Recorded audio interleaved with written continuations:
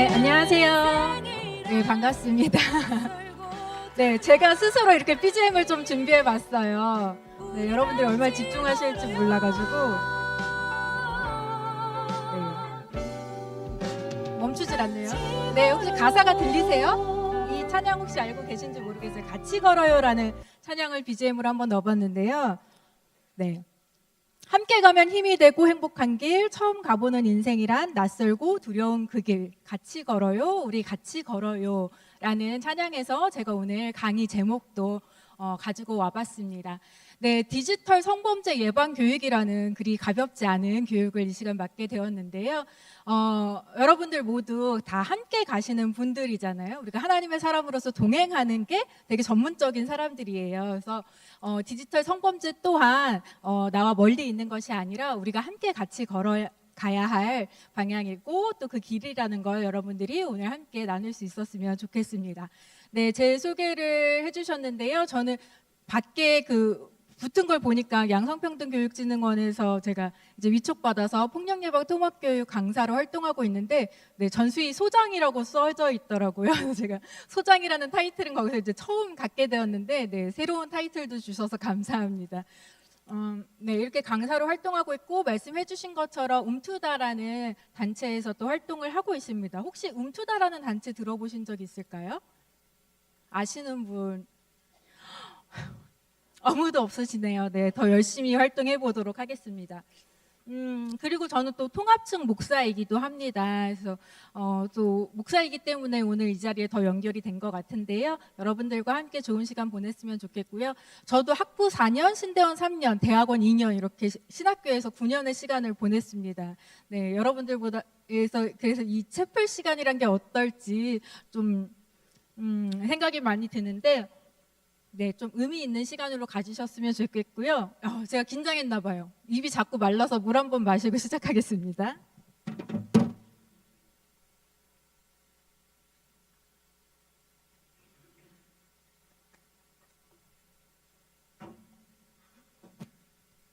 네, 그래서 오늘은 우리 모두가 함께 안전한 삶을 이루어가자. 우리가 그 안에 주체적인 존재로서 한번 살아보자라는 의미를 담았습니다.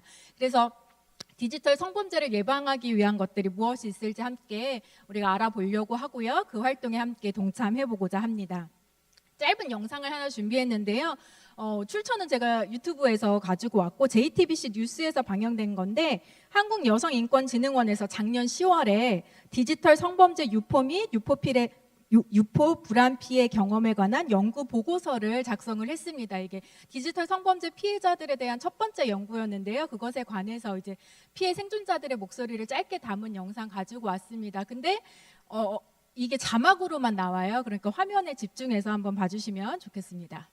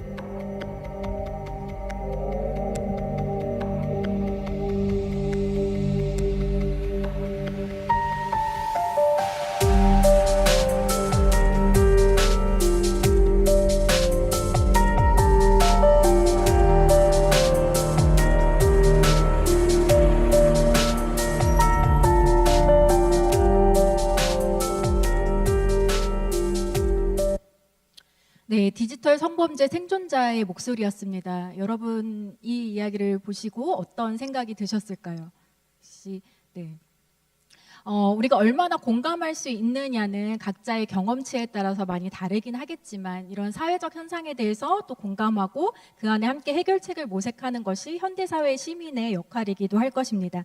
네, 이 영상을 보면 이 생존자들이 이야기하길 정말 생지옥과 같은 시간을 보냈다고 합니다. 그런데 그 정말 우리는 생명을 살리는 사람들로서 또 그 한 생명의 가치를 귀하게 여기는 사람들로서 이 일들이 우리 사회 안에서 또 한 영혼의 삶에 얼마나 큰 고통을 가하고 있는가를 좀 더 생각해 보실 수 있었으면 좋겠고요. 한 영혼을 살리는 일, 생명력을 더하는 일에 오늘 이 시간을, 이 한 시간을 여러분들이 할애하셨다라고 생각하시면서 좀 함께 이 교육에 참여해 주셨으면 좋겠습니다. 저에게 많은 분들이 참여한다 그래서 오늘 여러 가지 퀴즈를 준비했어요. 그래서 첫 번째 OX 퀴즈를 한번 해보려고 하는데요. 네, OX로 이렇게 표시를 해주시면 좋겠습니다. 네, 누구나 디지털 성범죄의 피해자, 가해자가 될 수 있다. O일까요? X일까요? 네, 하나, 둘, 셋. 오, 네, 많은 분들이 오 해주셨는데, 네, 역시나 앞줄이 참여율이 좋고. 네, 그렇습니다. 네, 맞아요. 여러분들 답해 주신 것처럼 이 디지털 성범죄라는 것은 누구나 피해자도 될 수 있고 가해자도 될 수 있는 범죄이기도 합니다. 제가 이렇게 예방교육 강사로 앞에 서긴 했지만 저 또한 나는 절대 그럴 일이 없어 라고 100% 자신 있게 말할 수가 없는 영역이기도 해요. 왜냐하면 현대사회 이 기술의 발달이 모든 사람에게 기술의 혜택을 주게 되었습니다.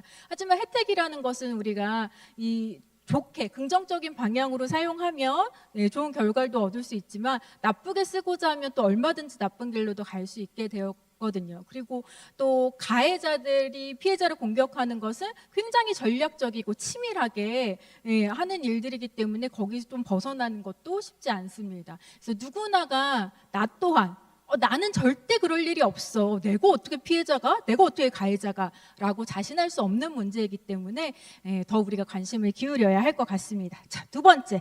현대 기술로 모든 불법 촬영물은 삭제 가능하기 때문에 피해를 최소화할 수 있다? 없다? O, X. O, X? 네, X. 네, 감사합니다. 맞아요. X이죠. 작년부터 이 피해 촬영물에 대해서 AI 기술을 사용해서 삭제하는 것들이 도입이 되었다고 해요. 그러면 뭐 AI가 사람보다는 더 빨리 영상을 찾아내고 삭제할 수 있는 기능이 있기는 하겠죠. 하지만 이 영상물이라는 것은 누구나 다운로드 받을 수 있는 것들이잖아요. 그래서 개인이 소장하고 있는 거, 우리 집 컴퓨터에 있는 것까지 찾아내서 삭제할 방법은 없습니다. 그렇기 때문에 얼마든지 확산되어질 수 있는 것이고 또 전체 100%를 삭제했다고 할 수는 없는 그런 피해입니다. 그렇기 때문에 더 우리가 기울여야 하겠죠. 자, 마지막 OX입니다. 불법 촬영물은 삭제 신청은 본인만이 할 수 있다. 피해자만이 할 수 있다. OX? 네, X 크게 외쳐주셨는데요. 네, 본인뿐만 아니라 발견한 사람이 삭제 신청을 할 수도 있습니다. 그래서 내가 피해자가 되지 않았을지라도 목격자로서 그 요청을 할 수 있기 때문에 우리의 역할 또한 중요하겠습니다. 그러면 이제 디지털 성범죄란 무엇인가에 대해서 좀 더 구체적으로 함께 알아보려고 하는데요. 네, 정의를 해보자면 디지털 기기 및 정보통신 기술을 매개로 온 오프라인 상에서 발생하는 성범죄이다라고 이렇게 한 줄 요약을 할 수 있겠습니다. 네, 디지털 성범죄 자체가 굉장히 다양한 방향으로 나타나게 되어지는데 제가 맨 밑에 이제 작은 글씨로 성폭력 범죄의 처벌 등에 관한 특별법, 그리고 아동 청소년의 성보호에 관한 법률, 정보통신망법, 이렇게 법률이 해당되는 것들을 기록해 놓았는데요. 이건 무슨 의미일까요? 성범죄라는 것은 법적으로 판결이 나아지는 것이라는 거죠. 이게 단순히 장난이나 우리 재미로 해서 할 수 있는 일들이 아니라 이런 사건이 발생했을 때에는 법적인 판결이 내려지는 그런 범죄라는 사실입니다. 때문에 우리가 이것들을 분명히 기억해야 하겠고요. 또 하나 이제 법적인 문제라는 것들은 그 나라의 법이 이 범죄에 대해서 얼마나 가볍게 혹은 무겁게 다루고 있는가를 보여줄 수 있는 척도이기도 하잖아요. 근데 우리나라의 성범죄 관련된 이 판결들, 이 법 형량 자체가 좀 비교적 세계와 비교해 봤을 때 많이 좀 낮은 편에 속해요. 그렇기 때문에 형량을 좀 높이고 이 이러한 범죄가 얼마나 가중한 것인지를 법에서도 보여줄 수 있도록 법이 개선되어지고 또 제도적인 개선이 필요한 그런 지점이기도 합니다. 또 그런 일들에도 우리가 함께 목소리를 낼 수 있겠죠. 그러면 이제 디지털 성범죄가 과연 어떻게 일어나는지 한번 살펴보려고 하는데요. 네, 제가 제일 앞에 빈칸 놔뒀죠. 또 누가 참여해 주실까 되게 유치하지만 제 선물도 가지고 왔습니다. 당사자의 동의 없이 신체 일부나 성적인 장면을 촬영하는 행위를 우리가 뭐라고 부를까요? 혹시 아시는 분? 네, 손 드신 분, 네, 앞에서. 네, 도찰라고 우리가 그냥 일반적으로 얘기할 수는 있긴 하지만 좀, 네, 용기 내주셔서 감사하긴 한데, 네, 우리가 사용할 수 있는 기본적인 용어를 좀 점검해야 될 것 같아요. 혹시 다른 분 아시는 분 있을까요? 네, 몰래카메라 누가 하셨죠? 네, 나오세요. 네. 네, 몰래카메라도 적당한 용어는 아닌데, 네, 저희가 환기할 수 있는 시간을 주셨기 때문에 감사합니다. 네. 네, 정답입니다. 네, 나오세요. 네. 네, 저희가 도찰 나왔고, 몰래카메라 나왔는데 정답은 불법 촬영입니다. 네, 감사합니다. 그렇죠. 도찰이라는 의미나 몰래카메라의 의미는 뭔가 희화화된 느낌을 담고 있죠. 범죄를 우리가 그렇게 희화화할 수는 없을 것입니다. 정확한 용어는 불법 촬영이에요. 예, 불법이라는 거죠. 법에 저촉되어지는 그런 촬영이다 해서 불법 촬영이라는. 그래서 앞으로 여러분들이 도찰이나 몰래카메라 용어 사용은 자제해 주시고요. 불법 촬영이라는 거 명시해 주셨으면 좋겠습니다. 이 촬영만으로 끝나는 것이 아니라 이 영상물을 가지고 혹은 사진이나 이런 것들을 가지고 유포를 하게 되어지죠. 예, 뭐 카톡방이라든지 단체 카톡방이나 무슨 SNS 게시물이나 아니면 웹하드나 여러 곳에 이런 것들을 유포하게 되고 그 유포된 영상을 또 다운로드 받아서 다른 곳에 또 재유포하는 일들이 벌어집니다. 그리고 그걸 가지고 또 그 피해자에게 더 큰 것들을 요구하게 해서 협박하게 되죠. 네, 뭐 금전적인 요구를 한다거나 더 수위가 높은 영상이나 이런 것들을 요구한다거나 아니면 오프라인에서 만남들로 이렇게 연결한다거나 해서 이런 협박들도 많이 일어나게 되어집니다. 그리고 그것들을 유통해서 소비하는 그런 소비자들이 있기 때문에 이런 범죄들이 계속 지속될 수 있는 것이죠. 근데 여기 지금 성범죄 유형이라고 하는 것들은 제가 앞에서 말씀드린 대로 법적인 처벌이 가능한 거예요. 유통 소비하는 것들을 예전에는 다 잡아낼 수는 없었어요. 근데 이제 우리 사회에 아주 크게 경각심을 일깨워줬던 엠버번 사건이 텔레그램 사건이 있었잖아요. 그 이후로 소지, 구입, 저장, 시청하는 것까지. 예. 2020년에 신설되어 법에서는 그냥 시청하는 것만으로도 법에 저촉되어지는 것들이라는 거 분명하게 알고 계시면 좋겠고요. 혹시 뭐 게시물에 올라와 있는 거에 내가 댓글을 달았다. 그런 것도 해당이 되어집니다. 왜냐하면 내가 댓글 단 것들이 노출되게 되어 있잖아요. 그래서 그런 것들도 유념해 보시면 좋겠습니다. 또 어떤 유형이 있을까요? 네, 여기도 빈칸이 2개나 존재하네요. 자, 성적 괴롭힘이라는 게 있어요. SNS나 온라인 상에서 외모 품평한다든지 온라인 게임하면서 또 굉장히 성희롱적이나 모욕적인 발언들 하게 되어지는 것들 분명히 성범죄입니다. 그리고 가해자가 피해자에게 신뢰관계를 형성한 뒤에 이제 심리적으로 조정하는 거죠. 그래서 성적인 학대와 착취를 하는 일들, 우리가 길들이기라고도 하는데 이건 뭘까요? 네, 가스라이팅은 조금 약간 다른 거고 여기 하셨으니까 혹시 다른 분? 네, 그루밍 맞습니다. 길들이기 그루밍이고 디지털 성범죄이기 때문에 온라인 그루밍이라고 우리가 이야기합니다. 네, 그리고 화상 채팅 영상 빌미로 금전을 갈취하는 범죄라고 이제 이야기했는데 이건 뭘까요? 이거는 이런 범죄들이 보통 여성들에게 많이 나타나는데 남성을 대상으로 더 많이 2층에서 손 드셨어요. 네? 스캠은 조금 다르게 표현하면 어떻게 될까요? 네, 여기 정확한 용어로 말씀해 몽캠 피싱이라고 얘기하죠. 두 분 이렇게 나오시면 어떻게 전달 좀 부탁드릴까요? 네, 여기서 시간이 많이 가네요. 감사합니다. 네, 이쯤에서도 말씀해 주셔서 감사한데 혹시 이따 내려오시면 제가 드릴게요. 네. 자, 네, 몸캠 피싱이라는 용어에서 우리 남성 대상으로 하는 범죄로 많이 확산되고 있기도 합니다. 그리고 허위 영상물 제조 및 반포라고 이렇게 법적 용어로 이야기하는데요. 우리가 많이 알기는 딥페이크라고 얘기하죠. 사실 딥페이크라는 용어가 성범죄 용어는 아니고 기술 용어잖아요. 근데 그 기술 용어가 이제 성범죄에 많이 활용이 되다 보니까 이렇게 알고 있고 이걸 우리가 법률 용어로는 허위 영상물 제조 및 반포라는 용어를 사용을 합니다. 특별히 이 딥페이크 기술이 너무나 우리가 또 쉽게 사용할 수 있는 기술이 되다 보니까 지인들 사이에서 일어나는 지인 능욕이라고 하는, 그래서 내가 아는 사람의 얼굴을 도용해서 성범죄에 활용하는 것들이 많이 있게 되어집니다. 네. 그런데 이러한 범죄들이 꼭 모르는 사람에 의해서 일어난다기보다 모르는 사람도 가능성이 있고 내 주위에 친한 사람에 일어나는 그런 가능성들이 있죠. 특히 온라인 그루밍이나 이제 몸캠 피싱 이런 경우에는 또 아주 아동 청소년들을 대상으로 또 남성들을 대상으로 아주 지능적으로 계획하에서 범죄를 일으키게 되어집니다. 그리고 그 피해자의 심리 상태를 이용해서 요즘 너무 힘들지 않아?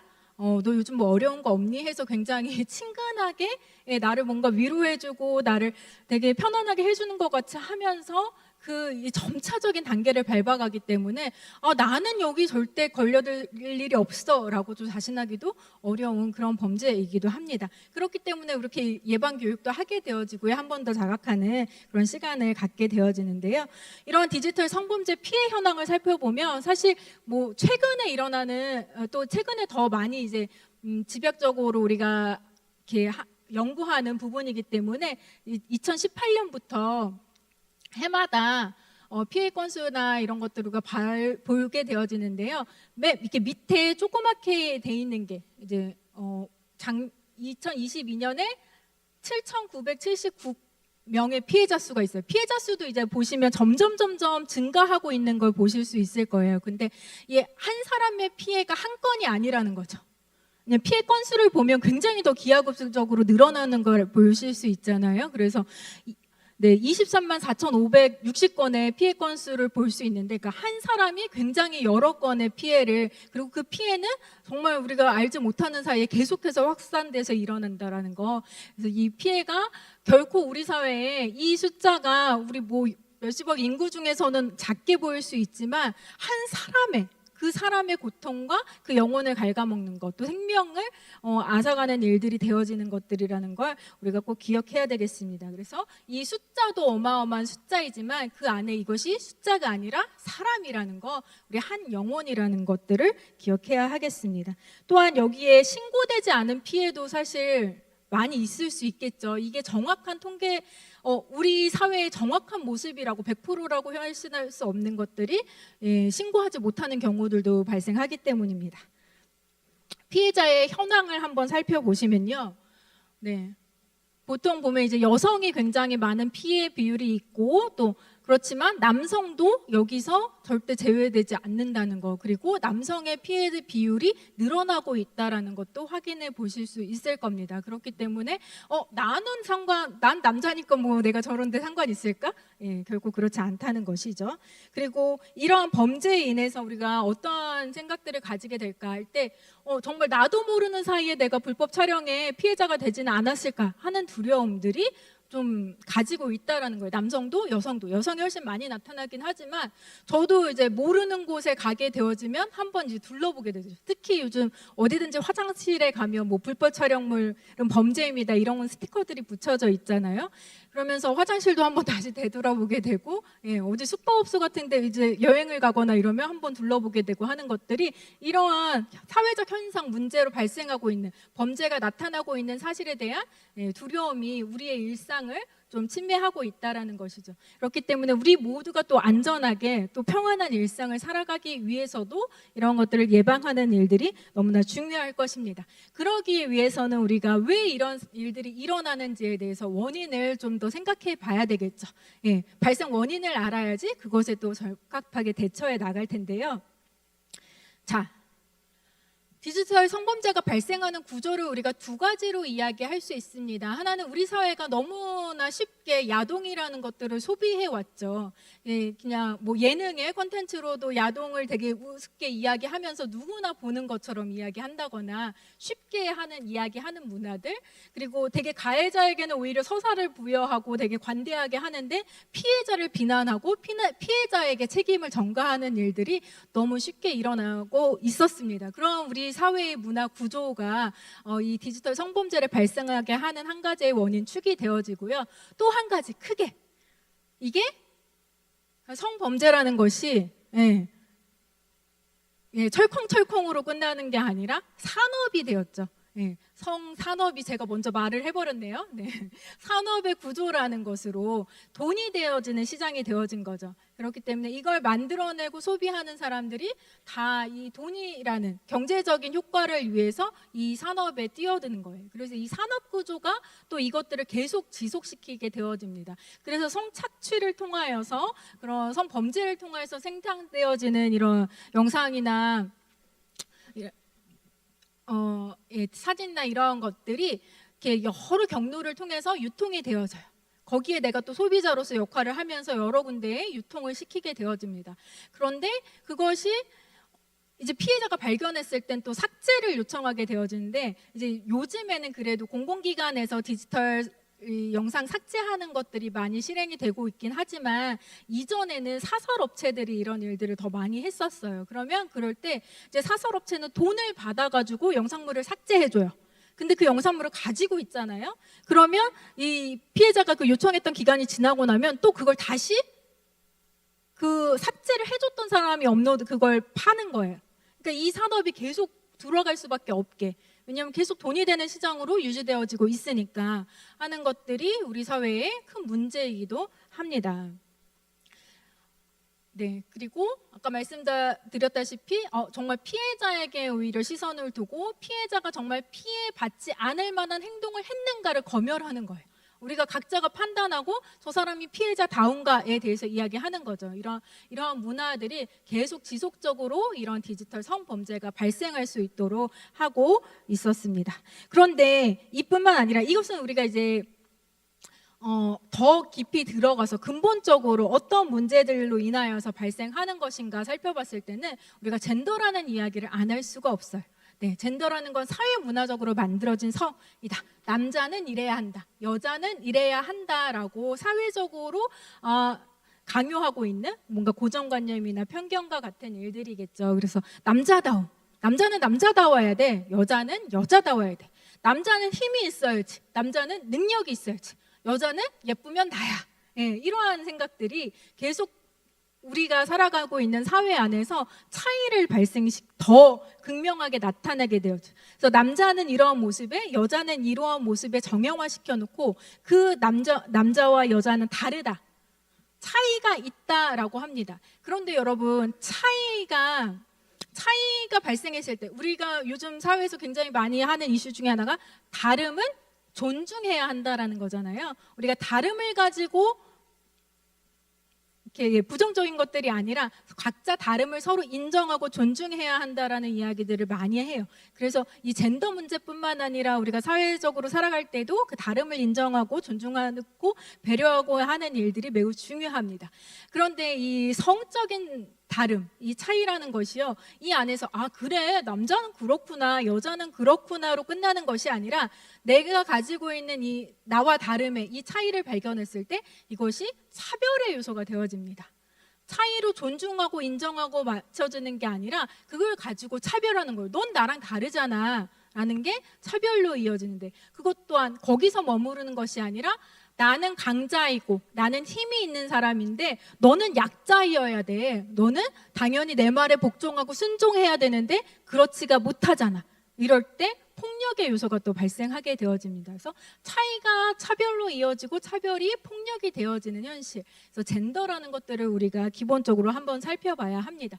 그런데 이러한 차이가 차별이 되고 폭력이 되는 현실에 대해서 혹시 나 정말 깊이 공감한다 하시는 분들 그렇게 많지는 않을 것 같아요. 왜냐하면 이것이 내가 살아온 삶의 경험에 따라서 많은 스펙트럼을 가지고 있어요. 내가 그러한 것들을 많이 경험하고 인식하고 살아온 사람들은 이것에 굉장히 공감하고 그렇구나 할 수 있겠죠. 그런데 난 사실 살아오면서 내가 이런 폭력에 노출되었던 적도 없어. 난 그렇게 차별받지 않았어. 난 그렇게 차이를 가지고 내가 무시당하거나 내가 약자가 되었던 적이 없어 하시는 분들은 사실 공감하기 어려울 수 있어요. 하지만 여러분들 모두 지성인이잖아요. 그리고 이 젠더라는 것은 사회과학에 속한 분야입니다.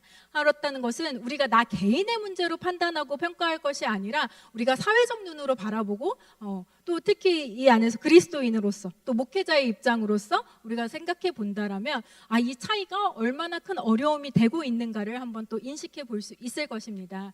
그래서 여성에 대한 폭력은요, 그리고 여성뿐만 아니라 우리 사회에 발생하고 있는 이 약자에 대한 폭력, 성별 권력에 따라서 나타나게 되어지고 성 역할이라는 젠더에 따라서 그것들이 발생하게 되어지고 그런 것들이 또 불평등한 사회 구조를 만들어내어지게 됩니다. 이러한 것들로 인하여서 우리가 발생하고 있다라는 거 인지하는 능력이 필요하겠죠. 여기서 우리가 이러한 것들을 잘 알기 위해서는 성인지 감수성이라는 거 필요합니다. 또 너무 많이 들어보셨죠. 그래서 성인지 감수성이라는 것들도 여러 가지로 정의할 수 있는데 저희는 제가 이야기한다면 차별이 되는 현실을 인식하는 것, 그러한 능력이라고 저는 이야기합니다. 그러니까 우리 사회 안에서 성이라는 것에 남성과 여성이라는 다른 성의 다름으로 인하여서 발생하고 있는 차별이 무엇인지를 인지하고 깨닫는 능력, 성인지 감수성을 여러분들이 그 능력을 10분 발휘하신다면 이 폭력이 발생하는 현실도 우리가 한번 살펴볼 수 있을 것입니다. 그래서 유엔에서는요, 여성에 대한 폭력을 이렇게 이야기합니다. 여성에 대한 남성의 권리와 특권 이데올로기, 남성에 관한 사회적 규범, 남성의 통제나 권력이 필요하다는 주장, 성역할 강요나 성역할에서 벗어난 여성 행동은 처벌해야 한다는 인식과 같은 젠더 관련 요소에 뿌리를 두고 있다라고 이렇게 명시하고 있습니다. 제가 앞서 말씀드린 것처럼 이렇게 성에 관련된 이런 범죄들, 폭력들은 남성과 여성다움에서 벗어난 것들에 대해서 우리가 처벌해도 된다. 약자에 대해서 함부로 대해도 된다라는 잘못된 인식들이 뿌리박혀 있기 때문이겠죠. 이것에 대해서 남성학자는 이렇게 이야기하기도 합니다. 파란색을 보시면 왜곡된 남성성 타파는 폭력 등 사회적 병폐 해결을 위해서도 중요하지만 이른바 이성적 남성성을 달성하려고 애쓰는 과정에서 남성이 받는 고통을 해소할 수 있다는 점에서도 의미가 크다라고 이야기합니다. 왜냐, 우리는 남녀의 차별을 이야기할 때 그동안에 여성들이 얼마나 차별받아 왔는지, 그것으로 인하여서 얼마나 고통받아 왔는지의 이야기들을 중심적으로 많이 하긴 합니다. 하지만 그 안에서 남성은 결코 남성만의 그 권력을 즐겁게 누렸을까요? 그것을 아주 기쁘게 혼자 활용했을까요? 그렇지 않다라는 것이죠. 그냥 여성이 고통받고 아파했던 것만큼 남성이 짊어져야 했던 책임감의 무게도 있었고 남성이 더 고통받아야 했던 영역들도 있었다는 것입니다. 그래서 이런 젠더 이야기가 나오면 뭔가 남성과 여성의 갈등으로 인해서 서로 싸우자고 달려드는 경우가 많이 있는데 결코 그렇게 바라보아야 할 문제가 아니라는 거예요. 여러분들 여기 남성들이 훨씬 더 많이 위치하고 있잖아요. 여러분들 자라오시면서 야, 남자는 울면 안 돼. 이런 이야기 안 들어보신 분 혹시 있을까요? 남자는 우는 거 아니야. 안 들어보신 분 없을 거라고 생각해요. 왜냐면 지금 현재 자라고 있는 어린 아이들에게도 많이 하는 말이거든요. 근데 왜 남자는 울면 안 되나요? 저는 남자 조카 2명을 어린 아이들을 돌보고 있는데 늘 울면 맘껏 울어. 울고 싶을 때까지 울어. 항상 그래요. 왜 누구나 사람은 슬프고 속상하고 아프고 괴로우면 울 수 있어요. 근데 왜 남자는 그것들을 통제받아야 했을까요? 이런 것에 대한 문제의식을 우리가 가져야 되겠죠. 왜 남자는 강해야만 하나요? 여러분들 다 강하신가요? 식스팩 다 있으시고 막 힘 있고 자랑하고 할 수 있나요?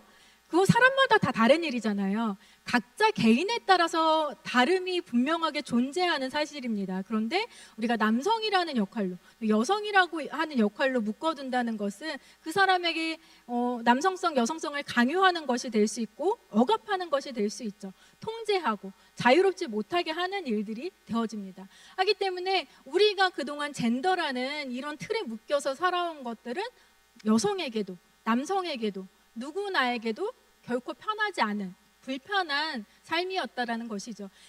그래서 남성과 여성이 싸울 대상은 서로가 아니라 이것들을 공고히 해왔던 가부장적 질서, 가부장적 사회, 그런 것들을 우리가 해결해 나가고 개선시켜 나가는 일들이 필요하겠습니다. 그래서 우리의 삶에 주어진 이 폭력의 문제들을 해결하는 것은 가장 근본적인 원인으로 돌아가서 우리가 이걸 개선한다면 지금 현재 우리가 역사 가운데 너무나도 깊이 뿌리내렸던 가부장적 사회의 이런 모습들을 하나하나 바꿔나가는 일들이 필요하겠습니다.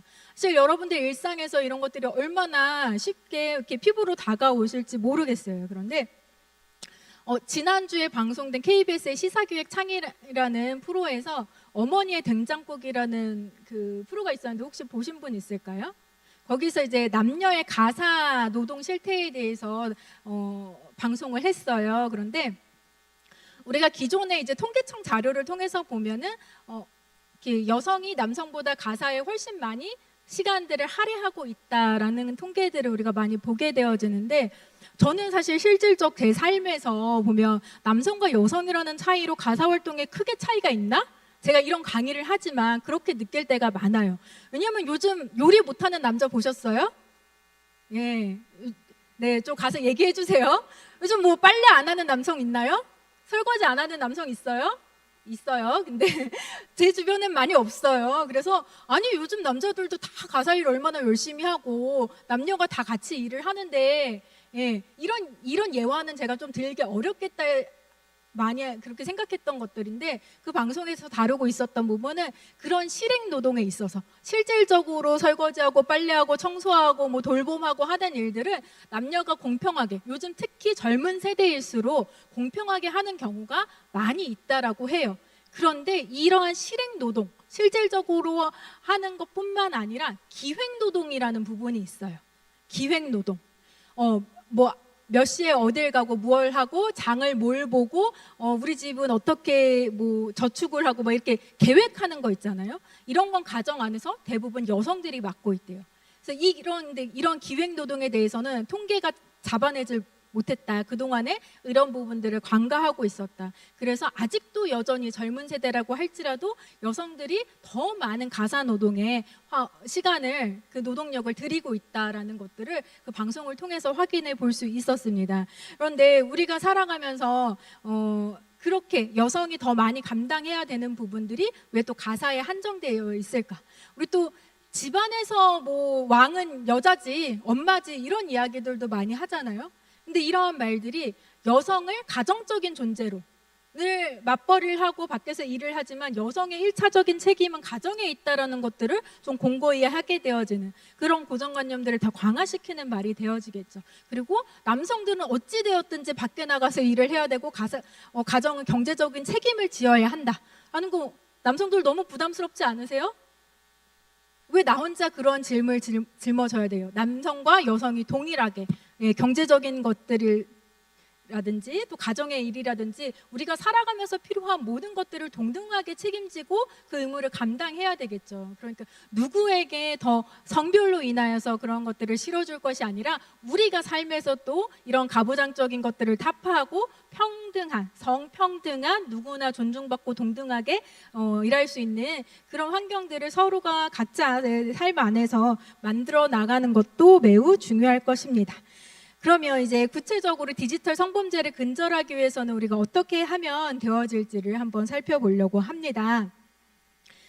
여기서 제가 일단은 기본적으로 유엔에서 이야기하고 있는 반성폭력 실천하는 5가지의 지침을 가지고 왔는데요. 첫 번째는 가해자가 문제임을 알게 하라는 것입니다. 모든 성범죄의 많은 비율이 여성이 피해자이고 남성이 가해자로 드러나기 때문에 또 이것들이 그리고 앞서 말씀드렸다시피 젠더의 권력의 문제로 발생하고 있기 때문에 여성폭력, 젠더에 기반한 여성폭력이라는 이야기를 하는데 이것이 여성의 잘못이 아니라는 거, 그 피해자가 피해를 받을 만한 행동을 했기 때문에 뭐 짧은 치마를 입은 옷을 입고 다녀서 그 여자의 행실이 잘못되어서 그랬기 때문에 피해가 발생하는 것들이 아니라 우리 사회가 그동안에 견고하게 만들었던 이런 젠더의 문제라든지 사회가 형성하고 있는 이런 잘못된 것들이 이러한 결과를 초래했다라는 걸 알고 우리가 가해자에게 시선을 두고 가해자가 잘못했다는 것들을 명확하게 해야 하겠습니다. 그래서 피해자에게 손가락질할 것이 아니라 가해 행동이 잘못되었음을 분명히 하고 가해자가 온전하게 처벌받고 그러한 행동, 그런 범죄에서 돌이킬 수 있도록 하는 일들이 필요하겠죠. 때문에 이것은 또 여성의 잘못이 아니라 피해자의 잘못도 아니고 또 피해 남성의 잘못도 아니겠죠. 어느 누구의 잘못으로 인하여서 발생하고 있는 것들이 아니라 가해자의 행동 가운데 잘못이 있음을 분명히 해야 합니다. 그리고 현장에서 말하라라는 것은 어떠한 우리가 성불평등한 상황을 보든 이게 꼭 폭력이 아닐지라도 차이가 차별을 만들어내고 차별이 폭력을 만들어낸다고 말씀드렸잖아요. 우리가 폭력적인 상황이 아닐지라도 불평등의 상황, 불편한 상황들을 우리가 목격하였을 때는 이것이 남성이든 여성이었든지 간에 분명하게 현장에서 이야기해야 되는 것 필요합니다. 왜 남성들만 무거운 거 들게 하나요? 이야기해야 하겠죠. 왜 여성들만 이게 교회에서는 꽃 들고 가는 일들 이런 거 여성들만 시키기도 하잖아요. 왜 그런 일들을 제한해야 하나요? 그런 것에서부터 우리가 하나하나 이야기를 하는 것이죠. 우리의 목소리를 내고 그것이 변화할 수 있는 환경을 우리 스스로 또한 만들어야 하겠습니다. 자, 세 번째는 문화를 바꾸라. 네, 여성을 존중하는 긍정적인 남성성이 새로운 남성의 기준이 되도록 문화를 바꾸라. 반대로 남성을 존중하는 긍정적인 여성성이 새로운 여성의 기준이 되도록 문화를 바꾸라. 네, 남성과 여성이 서로의 잘못을 지적하기보다는 서로가 서로를 세워주는 역할이 필요하겠죠. 네, 각자가 여성성을 강조하고 남성성을 강조하기보다 그 사람을 강조하면서 이야기해야겠습니다. 예, 저는 통합측 목사인데요. 아직도 어딜 가면 여자 목사님 처음 만났어요. 여자도 목사가 될 수 있어요? 이런 이야기를 아직도 듣고 있습니다. 지금 2024년 이 시대를 살아가면서도 그러한 것들이 결코 뭔가 잘못되진 않았나? 라는 것들을 우리가 생각해야 되겠죠. 성인지 감수성이라는 것들을 발휘하고 우리가 여성성에 고정되어서 이야기하는 것들에 대해서 문제 제기를 할 수 있어야 되겠죠. 그런 것들이 우리가 살아보고 있는 전체 삶의 문화 패턴을 또 바꿀 수 있는 일이 될 것입니다. 그리고 또 중요한 것은 피해자를 지원하는 일들이에요. 우리가 가해자보다는 피해자를 비난하기보다는 가해자의 그 행동에 잘못을 두었잖아요. 그렇다면 피해자가 회복할 수 있도록, 피해자가 다시 일상으로 돌아올 수 있도록 우리가 돕는 일 또한 우리의 역할이기도 합니다. 그래서 여기서는 자원봉사나 재정후원 등을 하라고 이야기를 하고 있는데 여러분들이 현장에서 참여할 수 있는 방법들을 좀 실행해 보시면 좋을 것 같아요. 저는 그 움투다라는 여성 단체를 하면서 굉장히 힘이 되었던 것들이 제 그 신대원 동기 남성들이 많은 후원자가 되어주었어요. 동기들, 선후배들이 정말 귀한 일을 하고 있다, 이 시대에 꼭 필요한 일을 하고 있다 하면서 제가 후원 좀 해주세요 이렇게 요청한 게 아닌데도 자발적으로 먼저 연락을 해오고 후원을 해주는 경우들을 많이 경험해 보았습니다.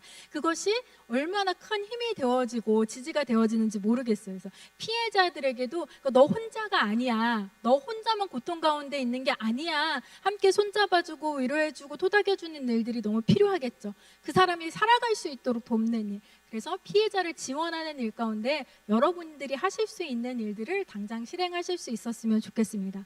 마지막은 너무너무 중요하고 제가 꼭 강조하고 싶은 일들인데요. 문제 해결을 위해 공부하라. 차별과 불평등이 여성폭력의 근본 원인임을 공부하라. 디지털 성폭력의 근본 원인이 차별과 불평등에 있음을 그 젠더 권력 가운데 있음을 우리가 알아야 해요. 그렇기 위해서는 공부하는 일이 필요합니다. 그래서 이렇게 저희 보니까 학기에 한 번씩 이런 교육을 한다고 해요. 너무 잘하고 있고 너무 부럽기도 합니다. 저는 신대원 졸업하고 목사 안수 받은 다음에 이런 공부들을 했거든요. 그래서 공부를 하면서 제가 늘 했던 말들이, 나 왜 학교 다닐 때 이런 거 못 들었을까? 나 왜 학교 다닐 때 아무도 이런 책 나에게 소개해 준 사람이 없었는데 왜 학교 다닐 때 이런 거 정말 우리는 왜 아무도 얘기하지 않았지? 이런 말을 굉장히 많이 했었어요. 예, 근데 여러분들은 굉장히 그래도 좋은 환경에서 공부하고 계시는 것 같아요. 이런 것들이 이 일회성으로 근데 끝나는 것이 아니라 진짜 뭐 여성신학 책도 좀 찾아보시고요. 사회과학에서 젠더에 관련된 책도 좀 읽어보시고요. 이 시대의 여성과 남성의 차이가 차별이 되고 있는 성불평등에 관한 것들도 한번 찾아보시고, 인권에 관한 책들도 많이 읽어보시고, 그것이 여러분의 삶의 또 능력이 되어질 것이고 또 이 사회를 변화시키는 능력이 되어질 것입니다. 또 학생분들이니까 더 이런 공부에 매진하실 수 있었으면 좋겠습니다.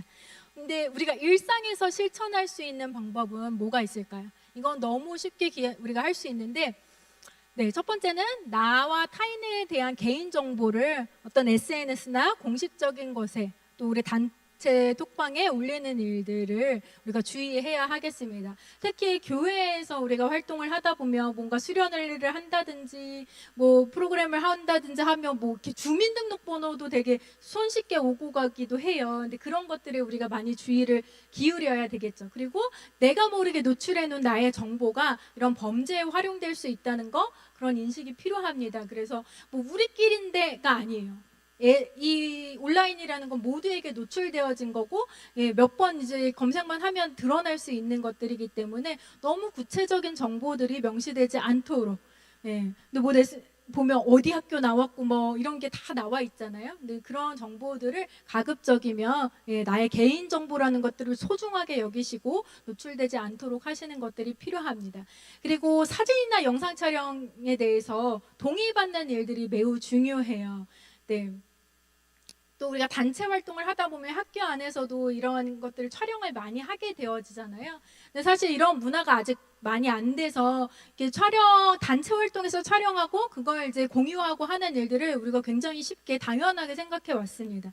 그런데 그러한 것들도 범죄에 활용될 수 있다는 거 우리가 한번 생각해 봐야 해요. 그래서 무슨 동아리 모임을 한다거나 과 모임을 하면서 또 교회에서 어떤 모임을 할 때 이런 사진 영상들 촬영하기 전에는요, 꼭 동의 절차를 밟으시고요, 원치 않는 사람들의 그런 신상이 노출되지 않을 수 있도록 그 뭐 모자이크 처리를 한다거나, 그래서 잘 피해가는 일들 필요하겠습니다. 그리고 우리가 그냥 여행 다니면서 뭐 카페에 가서 이렇게 셀카 사진 많이 찍잖아요. 딱 사진 찍으면, 제가 여기서 사진 찍으면 여러분들이 어떻게 될까요? 여러분들이 배경이 되겠죠. 셀카를 찍으면 제 얼굴을 찍는다고 하지만 여러분들의 얼굴이 다 나올 거예요.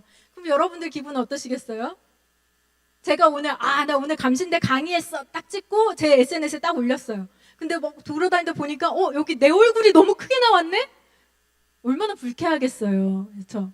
불쾌감으로만 끝나는 게 아니에요. 이게 범죄에도 활용될 수 있다는 거 명심하셔야 돼요. 그래서 어디에 가서든지 내가 뭐 셀카든지 어떤 뭐 풍경 영상을 찍든지 이런 촬영을 할 때 타인이 노출되지 않는지 이제 좀 피해서 촬영하는 그런 것들도 내 삶에 필요하겠습니다.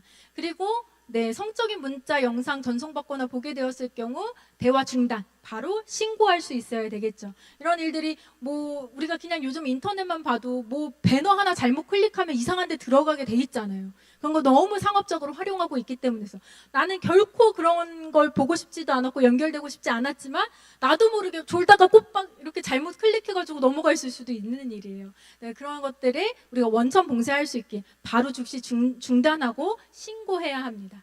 그리고 계속 강조해서 말하는 거, 피해자를 비난하지 않는 일들 필요하겠습니다. 또 덧붙여서 이야기하자면 이런 일들, 아까 온라인 그루밍이나 아동 청소년들을 대상으로 많이 발생하는 범죄들이잖아요. 특히 여러분들은 또 이제 뭐 사육자로서 이렇게 학생들을 마주하게 될 경우가 많이 있을 텐데, 그럴 때 믿을 만한 어른으로 존재해 주시기를 부탁드리겠습니다. 이렇게 아이들이 그런 범죄에 노출되었을 때 쉽게 이야기하지 못하는 게 네가 잘못했어. 너 왜 그렇게 행동했어? 거기 왜 들어갔어? 라는 비난이 두렵기도 하죠. 그리고 부모님이 알까봐 무서워요. 주위에 알려질까봐 무서워요. 그래서 더 거기서 벗어나지 못하고 범죄에 계속해서 빠져드는 경우들이 발생하게 되어집니다. 그럴 때 나 한 사람이라도 그 옆에 믿을 만한 어른으로서 의지할 수 있는 어른으로서 존재해야 되겠죠. 그래서 왜 그랬니? 라기보다는 그래 고생했구나 힘들었겠구나가 먼저 돼야 되겠죠. 그래서 그런 어른으로 존재해 주시길 부탁드리겠고요. 혹시나 내가 돌보고 있는 아이들 중에 그런 사건들이 발생했을 때에는 아이들 입장에서 이제 부모님에게 알려지는 것들을 가장 겁내해요. 하지만 꼭 보호자와 부모님이든 그 아이를 보호하고 있는 돌보고 있는 보호자와 그 일들을 함께 해결해 나가실 수 있길 바랍니다. 그리고 무엇보다도 이런 범죄에 노출되었을 때는 증거를 확보하는 일이 필요해요.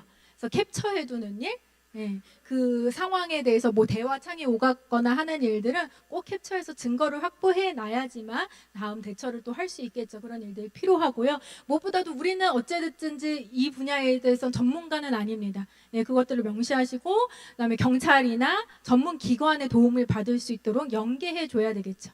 그래서 기관에서 또 그런 도움 받을 수 있도록 하는 일들이 필요합니다. 그래서 도움 요청할 수 있는 기관들인데요.